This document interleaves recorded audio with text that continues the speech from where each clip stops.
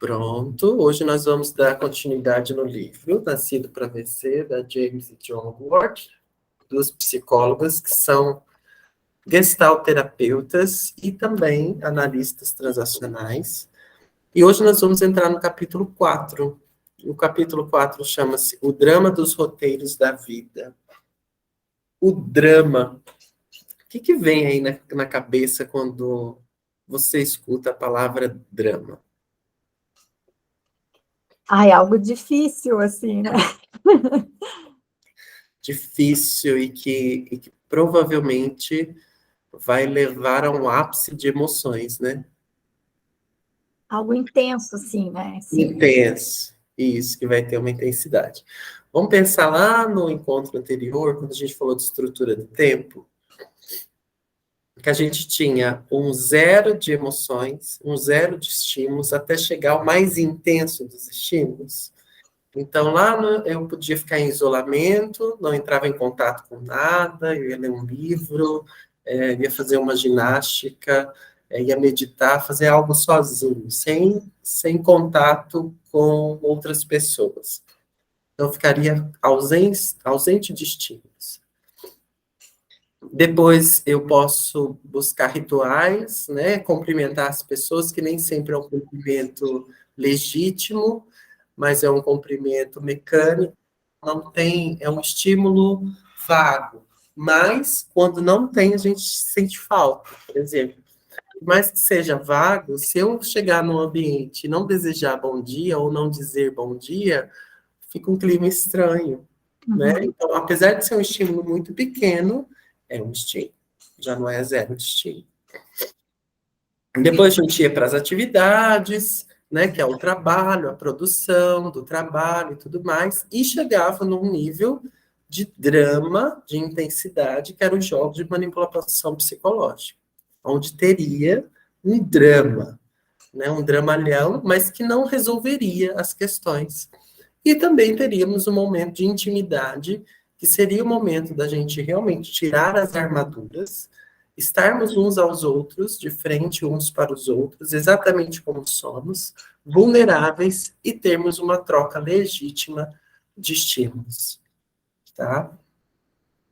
Quando a gente pensa nessa linha de organização de tempo, a gente percebe que nós gostamos de organizar o tempo para ganhar estímulos. E quando a gente fala do drama dos roteiros de vida, esse roteiro seria o organograma que a gente vai fazer.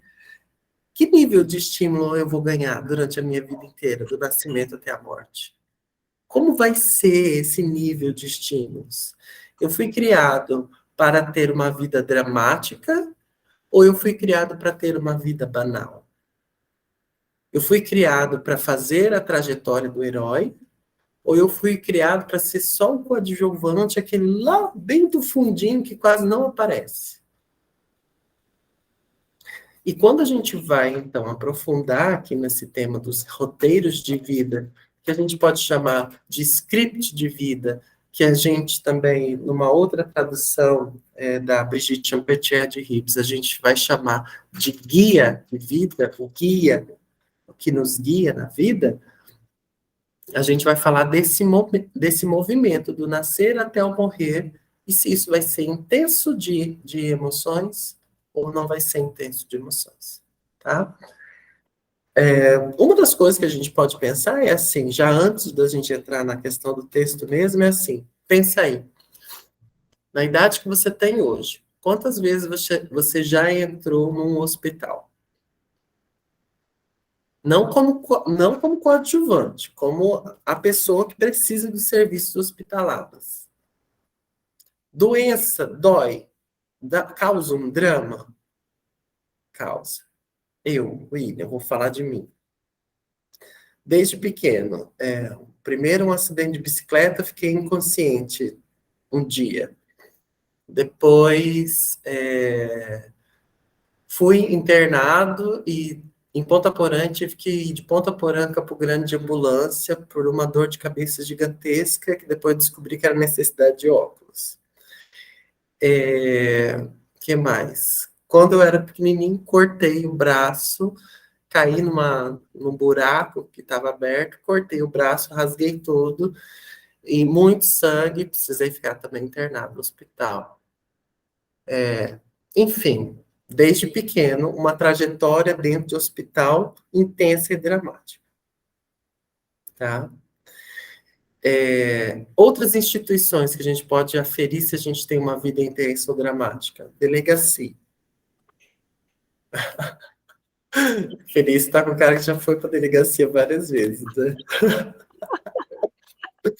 Bom, já se envolveu em acidente de carro, já foi assaltado, já coisas que despertam uma energia, uma intensidade de vivência, tá? Mesmo que seja desagradável. Ó, a gente tá falando de coisas desagradáveis. O hospital não é agradável.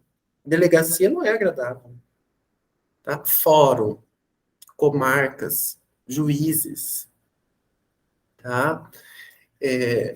Essas instituições, elas geralmente, se a gente já fez algumas visitas a essas instituições, nós já temos uma noção de que nosso script ele não é nada banal.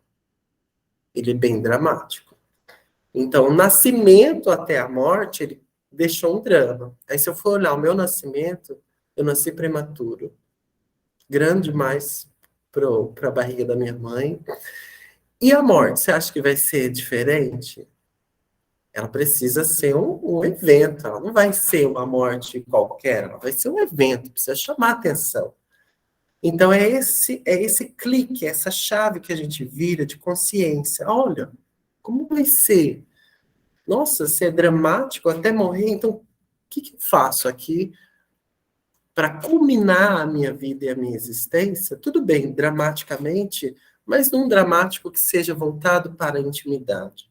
Um dramático que seja voltado para trocas e estímulos saudáveis. Tá? E se eu tomo consciência que a minha vida é banal, o que eu faço para, dentro dessa estrutura comum de experimentação de vida, colocar dentro dela mais intimidade, para que ela não passe no, numa sensação De em branco, assim, né?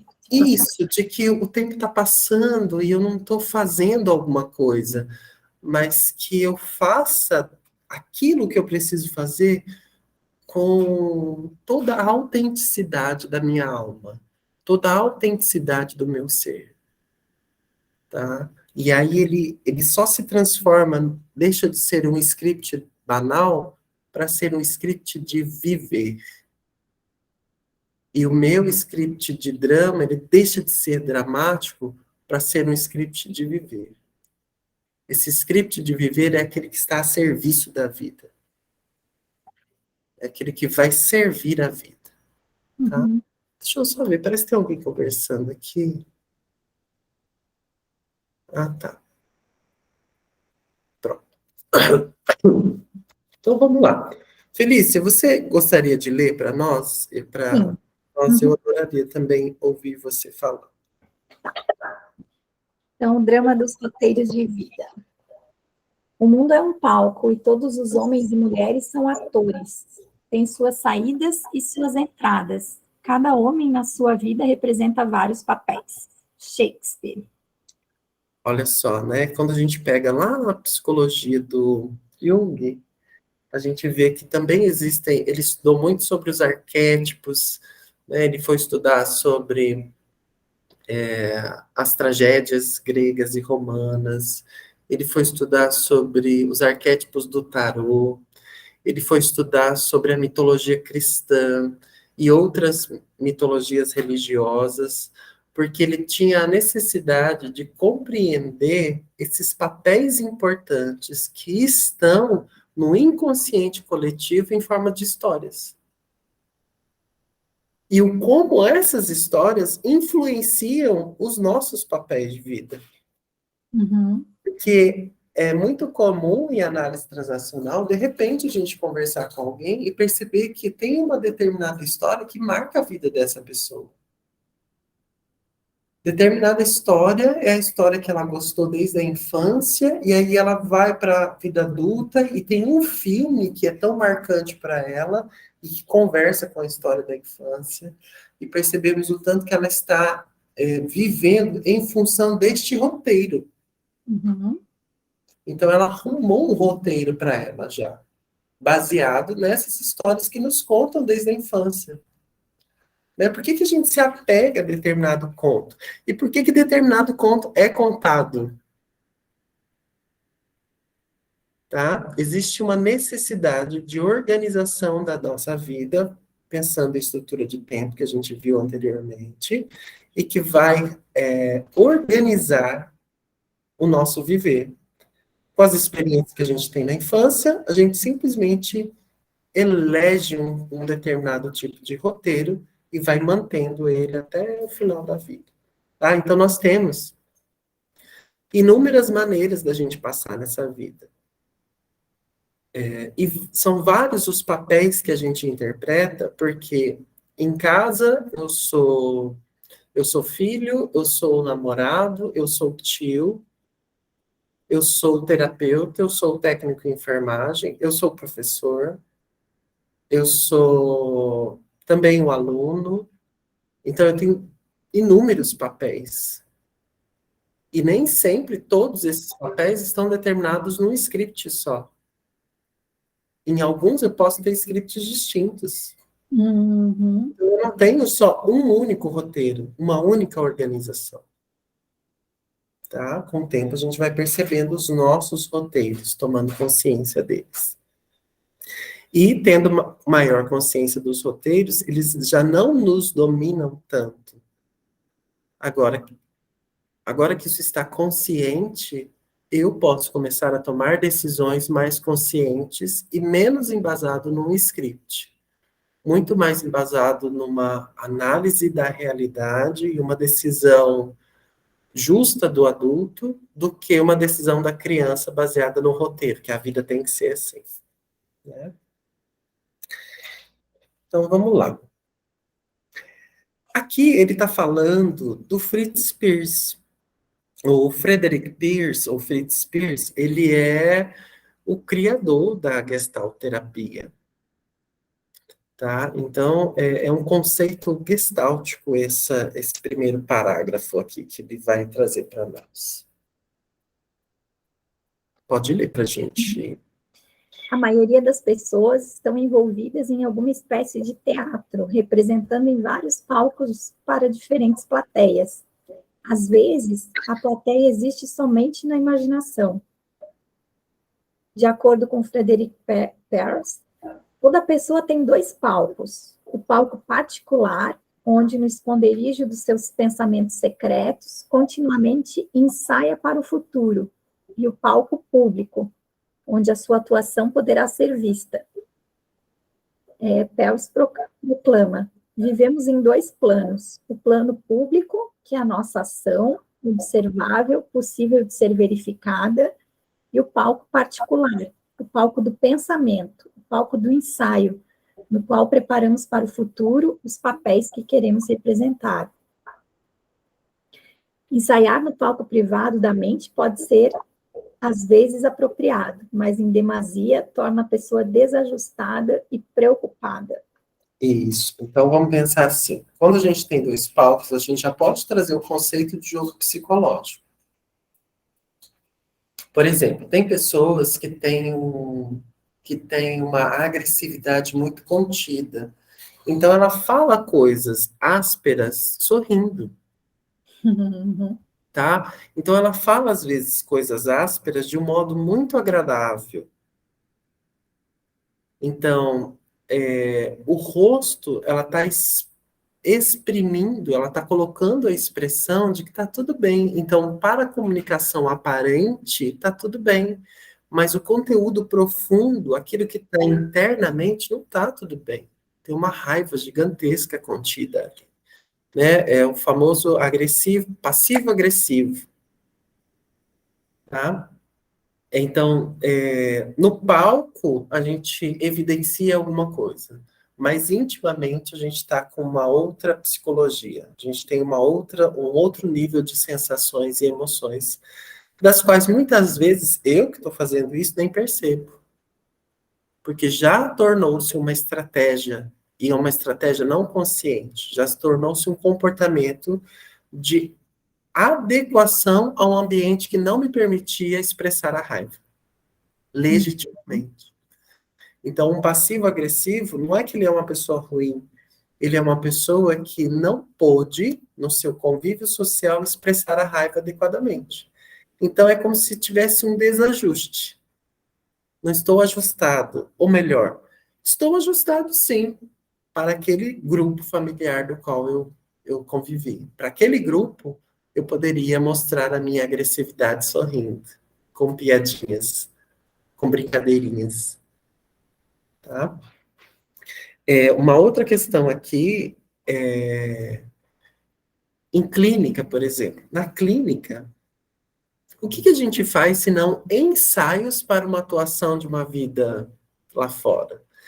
Então, aqui o cliente vem com os dramas, ele vem com a angústia. Aqui na clínica é o momento dele observar, falar sobre essa angústia, dar vazão a ela, imaginar diálogos, imaginar enfrentamentos, experimentar no corpo esse enfrentamento. E não quer dizer que seja na clínica o lugar que tudo vai se resolver. Na clínica, ele vai ter uma virada de chave, mas é na atuação de fato, no coletivo, que ele vai experimentar essas reflexões que ele fez na clínica. Então, ele pode sair daqui muito bem organizado. Chega lá fora, ele pode ter dificuldade de colocar em prática aquilo que ele organizou no pensamento. E tá tudo bem, porque ele está ensaiando. No momento certo, ele vai comportar-se de modo diferente do habitual. Tá tudo bem se ele chegar lá no coletivo, e por mais que ele tenha uma organização de pensamento, a ação ainda não seja equivalente à organização de pensamento. Porque ele está ensaiando. Ele ainda está no ensaio. E tá tudo bem. Uhum. Aqui ele dá um caso ilustrativo bem legal. Vamos ler ele? Na sua primeira reunião de grupo, Doris evitou olhar para qualquer pessoa. Fitava o teto, as paredes, o chão ou as próprias mãos. Quando lhe perguntaram o que é que se passava, replicou: estava tentando descobrir como deveria atuar aqui. Pensei e pensei durante todo o tempo, mas ainda não sei o que fazer. Sei que desejo que todos gostem de mim. Posso parecer tola, mas eu pensava, devo parecer tímida ou ficaria melhor se representasse ser forte? Devo me fazer de sabida ou de tola? Estava tão preocupada com o assunto que quase não vi um cachorro que cruzava na frente do carro.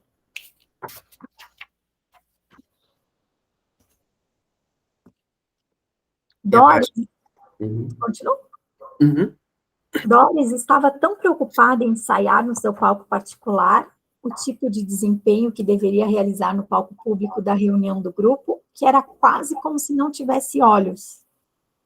Palcos públicos nos quais as pessoas representam seus papéis podem ser o lar, o local de trabalho, reuniões sociais, escola, escritório, fábrica, etc. Alguns preferem mais um palco do que os outros. Isso é verdadeiro para quem passa a maior parte do tempo no escritório e a menor em casa, ou para quem é um estudante eterno, cujo único palco público é o campus. Entretanto, a maioria das pessoas gastam as suas energias em vários palcos e frequentemente representam papéis diferentes em cada um deles. Um homem que é muito duro como patrão pode em casa se tornar mole como geleia nas mãos da sua filha de 3 anos de idade. Olha como fica evidente, né, que nós estamos representando papéis distintos durante a vida, e cada um desses papéis, ele demanda um tipo de comportamento. Então, como pai, eu posso ter um arquétipo a seguir, mas como líder de uma empresa, eu posso ter um outro arquétipo. Isso fica claro na Segunda Guerra Mundial, quando militares nazistas tinham um comportamento extremamente amoroso com a sua família, ao mesmo tempo que no serviço eles eram cruéis, né? Então, nós estamos conectados a um tipo de papel, que a sociedade em geral vai moldando esses papéis. E nós vamos nos adequando aos papéis, muitas vezes, como a Doris, sem tomar consciência de que nós estamos sendo levados a agradar determinado grupo de pertencimento, e não agradar os nossos próprios valores. Certamente, se o militar passasse a refletir sobre si mesmo, eles eram cristãos, né? Se eles fossem refletir a respeito dos valores, sem o potencial da massa que estava levando eles a refletir, certamente a postura poderia ser diferente. Mas é como a Doris, estava sem olhos, não podia enxergar, estava sendo levada por um desejo de pertencer. E o pertencimento, ele é fundamental para a nossa estrutura saudável de personalidade. Então, tudo que envolve um risco ao pertencimento, ele coloca em xeque, muitas vezes, a nossa capacidade de conscientização sobre nossos atos, porque o importante é ser. Sim. William, uma outra coisa que eu fiquei pensando aqui do quanto também essa coisa da pandemia, né, eu não sei, fiquei pensando aqui que parece que o palco privado ele está muito mais forte do que o palco público, assim. Ou eu não sei, essa coisa do ensaio ali, né? Tu falou da clínica, do ensaio, eu fiquei pensando em mim, assim, de como parece que essa coisa do Será, Felícia? ensaio para Será? público. E aí eu fico pensando, vamos pensar aqui, ó. Tudo bem que a gente tem passado mais tempo em casa, mas quanto tempo a gente passa aqui? Nas redes sociais, nas redes sociais, colocando um boneco aqui para parecer que sou eu. Tá. Uhum. Gente, olha quem eu sou. Eu sou esse aqui, tá? Nem olhem para dentro da minha casa, pelo amor de Deus. Que não se abram as câmeras do privado e, de fato, mostre o que está acontecendo aqui ao redor. Eu quero mostrar isso aqui. Então, o quanto, de fato, que se a gente fizer uma análise sincera do que acontece nas redes sociais e que a gente gasta muito tempo nas redes sociais para o que acontece no privado, o quanto, de fato, a gente está nesse lugar da reflexão e do privado. E o quanto a gente, de fato, está nesse social bastante afastado do social, né? Uhum. Esse social que é bastante afastado do social. Tá? Eu acredito, assim, que privado no sentido da gente ir perdendo os contatos. Isso, sim. Contatos humanos de oi, bom dia, de toque, de contato, de ter esse desafio de ir para o encontro com o outro e ter ideias divergentes e podermos criar um atrito para nos enquadrar uns com os outros. E a gente talvez esteja perdendo, de fato, essa habilidade, porque nós temos os aparelhos que facilitam tudo. Aqui eu posso ser quem eu quiser ser, vai me seguir quem quiser me seguir, quem não quiser me seguir vai deixar de seguir, pronto. Eu quase não crio atritos. Quase Certo. não crio. Eu só ganho curtidas, né? Então. Sim. É que eu fiquei pensando assim, né? Pensando em mim, daí, no caso, do quanto parece que de um tempo para cá esse ensaio do contato com o outro é muito maior do Entendi. que nesse sentido também eu quis dizer, assim, né? Que parece que teve uma mudança na pandemia, por mais que agora se volte, aí, como tu falou ali, né? Do celular, é como se fosse um pseudo social, pseudo palco público, né? Isso. Se não fosse ainda. Então, parece que está muito mais tempo na representação, no ensaio de um encontro com o público do que, de fato, o público. Sim, sim, sim. Esse ensaio, né, ele tem uma válvula de escape que é essas redes sociais, né? E quando a gente, de fato, evita o contato com o outro, é porque a gente está num desajuste. E talvez o que aconteça é que grande parte das pessoas já estão evitando e esse ajuste tem se tornado normal. Uhum. Né? Sim, é uma boa reflexão, sim. Muito bem, a gente vai ler essa parte dos roteiros e depois, nos próximos encontros, a gente lê a parte do roteiro cultural. Esse é um capítulo extenso, porque ele vai falar de vários tipos de roteiro. Então, vai ter o familiar, individual, como que a gente cria um roteiro, né? Como que a gente faz roteiros contraditórios, porque um roteiro é o pai que explica, o outro roteiro é a mãe que ensina. Então, a gente fica com dois roteiros muito distintos que rasgam a alma da gente, tá? Ele vai falar sobre temas de roteiro, os papéis da mitologia grega, as histórias de criança e até chegar nos exercícios. Então, no próximo encontro, a gente já vem com exercícios para que a gente compreenda a parte teórica já baseados numa experiência real, tá? Uhum. Então, vamos ler essa parte do roteiro da página 80.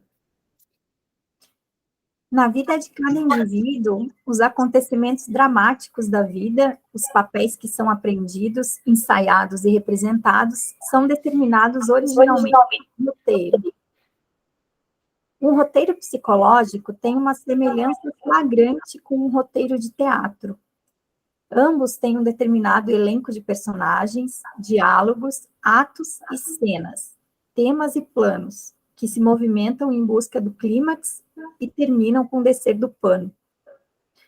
O roteiro psicológico é o programa em andamento de uma pessoa, feito para o seu drama da vida, que determina para onde vai com a sua vida e como chegará até lá. É um drama que ela representa compulsivamente, ainda que tenha apenas uma vaga consciência disso. O que quer dizer compulsivamente? Talvez essa coisa de sem consciência, assim? Sem o quê? Sem consciência? A compulsão é uma coisa que não tem controle, né? Não existe um Uhum. controle, é um ato quase que involuntário.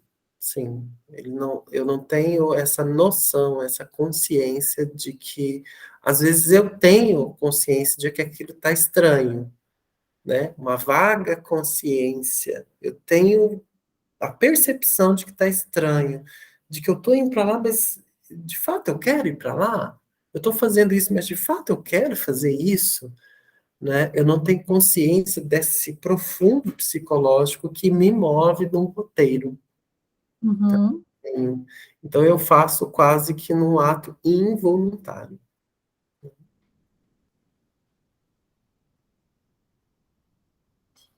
O roteiro de uma pessoa pode se assemelhar a uma novela de rádio, a uma aventura terrível, a uma tragédia, a uma saga, a uma farsa, a uma comédia, a um romance ou a uma peça monótona que aborrece os atores e faz com que a plateia durma.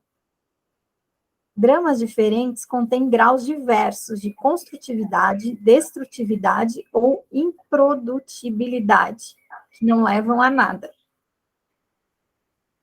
O drama da vida começa ao nascer. As instruções do roteiro são programadas no estado do ego criança, através das transações entre as pessoas dos pais e a criança. Enquanto crescem, as crianças aprendem a representar papéis, heróis, heroínas, vilões, vítimas e salvadores. E sem o saber, procuram os outros para representar papéis complementares. Então veja, se eu sou um herói, necessariamente eu preciso que tenha um bandido. necessariamente precisa salvar alguém. Uhum. Então, se essa historinha que me contam, né, do príncipe que salva a princesa, e aquilo fica tão impregnado em mim, é porque existe, de fato, uma mãe que provavelmente se vitimiza o tempo inteiro, e que o pai é um vilão, e que o menino precisa ser o herói da mãe.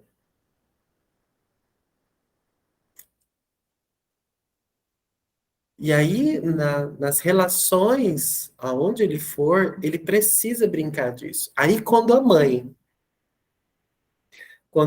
quer ter relações com o pai, ela descarta o menino. Quando ela descarta o menino, ela vira a bruxa. Uhum. O menino vira a vítima da bruxa. Uhum. E alguém precisa salvar o menino. Tá? Então, esses papéis, eles vão se... Até que ele fica com raiva do pai, por exemplo, e torna-se o vilão do pai. Porque o pai está tomando a mãe dele. Então, esse lugar, esse triângulo vai sendo aprendido na infância. Esse lugar, esses papéis que nós vamos experimentando vai sendo aprendido na infância. E tem um lugar que é especial, que a gente gosta mais de brincar. Pega um bom de menino e fala assim, ó, vamos brincar de bola. Ah, eu gosto de jogar no gol. É a sua preferência, você gosta de jogar. Tá? Então, às vezes, a gente vai ter preferência de ser salvador. Uhum. A gente vai buscar em todas as relações, tem 300 pessoas ao redor, a gente vai buscar os vulneráveis. A gente vai buscar as vítimas. Eu gosto de ser vítima. Ah, a gente vai buscar os perpetradores. E os heróis vão chegar em consequência. A gente vai fazer de tudo para um perpetrador vir sentar-lhe o pau em nós. E aí vai vir aparecer um herói do nada, vai aparecer um herói para nos salvar. Uhum. Né? Então, é o lugar de preferência que a gente vai aprendendo a ter na infância. Por isso é importante na clínica fazer aquela ir investigando esse passado. A historicidade desse indivíduo é o fundo de toda a angústia que ele traz. Ele traz uma angústia no aqui e agora. Isso é agora. Eu estou, sei lá, com dor de cabeça, eu estou com um problema no relacionamento, tudo bem. A gente olha para o aqui e agora, mas esse problema que ele traz, ele é um sintoma. E esse sintoma, ele está imerso num fundo que precisa ser visto para tomar consciência. É um fundo de história, de um como eu devo ser, de um quem que me falou coisas, de como as coisas aconteciam, aonde uma parte minha lá da infância não foi saciada. Ficou uma necessidade básica de dignidade sem ser saciada. E agora, no aqui e agora, a gente pode direcionar esse indivíduo a fazer a escolha pela dignidade, por ter uma relação com dignidade sem precisar desses papéis. Uhum. Que exige, claro, vai exigir tudo, né? Eu ia falar, exige muito. Não, exige tudo. Tem clientes que eles não mudam, porque se eles mudarem, é toda uma estrutura que muda. Né? Tem clientes que são esposas de fulanos, né? Elas não são elas são esposas do fulano. Uhum. E se elas começarem a ter autonomia, elas perdem o lugar da esposa do fulano para serem elas. E serem elas é um choque. É um choque. Tem clientes que não são as esposas do fulano, elas são as fulanas. Esposa, esposos são os homens. E se elas mudarem a estrutura, ela perde muito dentro da família. Porque ela precisa daquele lugar, daquele homem subalterno a ela. Se ela mudar a estrutura, ela perde, desmorona a família. Imagina assim, que é um brinquedo de Lego que você está construindo há muito tempo. Tá tudo caindo, os pedacinhos estão desmontando assim, tá caindo, tá ruindo. E mesmo assim, eu não quero deixar de continuar colocando peças. Então, quando o cliente chega e olha para a edificação, ele pode decidir desmanchar essa edificação e voltar a construir com bases mais sólidas, ou ele olha para a edificação, compreende, e aí ele fala assim, não, eu não estou a fim de pagar o preço por isso, pelo menos não agora. E está tudo bem. Porque a mudança, ela cobra tudo. Ela cobra tudo. Não é muito, ela cobra tudo. Uma mudança cobra tudo.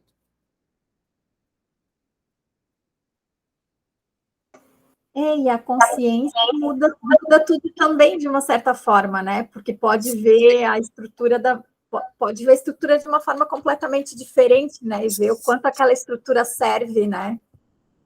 Sim, porque ela, desde que seja tomada uma decisão no adulto, né? Então, Uhum. eu olho para aquela estrutura e falo, de fato, atualmente, se eu mudar isso, vai ser um grande choque para mim, e eu não sei se eu tenho condições, seja financeiras, seja emocionais, de lidar com isso agora.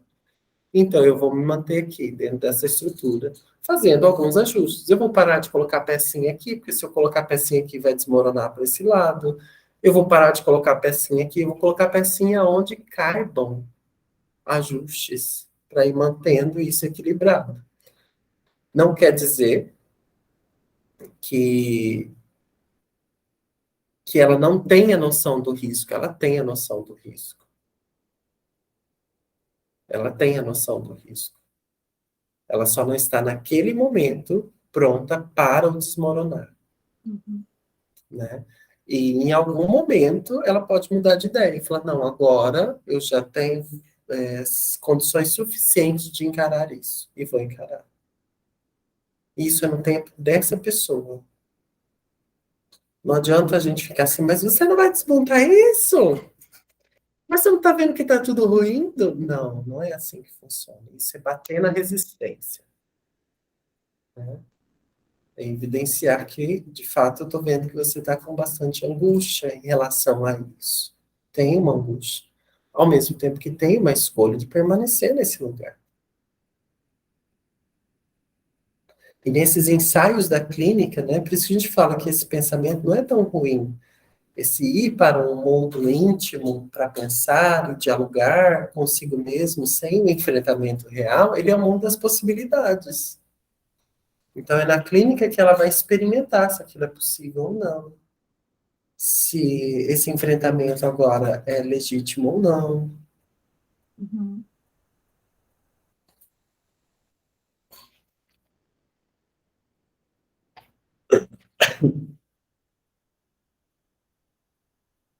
Acho que parou aqui quando adulto, né?